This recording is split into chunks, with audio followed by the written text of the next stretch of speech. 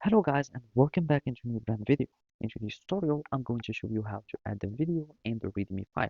So make sure to watch the video to the end and follow the simple steps. So basically, all you will be needing to do is just to drag and drop the videos into your README or the READMD file. And basically, all we need is just to go to the repository, we access to the README file, and we add the video.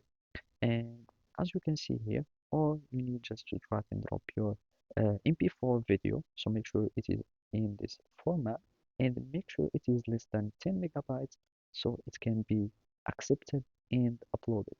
And all we'll be needing to do is just to access the README file and then drag and drop the video and it will be imported here. So it will be automatically imported and you can make the changes. So at the final result, it will be something like that. So simply, you will have the video that will be embedded. That means when you just to go to our repositories, you can access your repositories from here.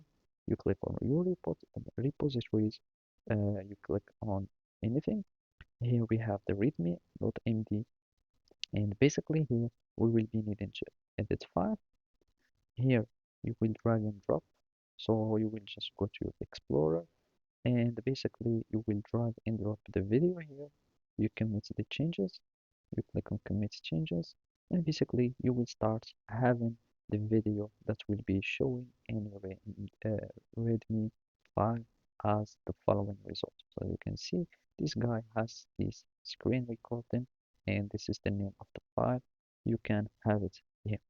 So basically those were the steps on how you can add a video to your README file or the README MD file. So thank you for watching and see you next time.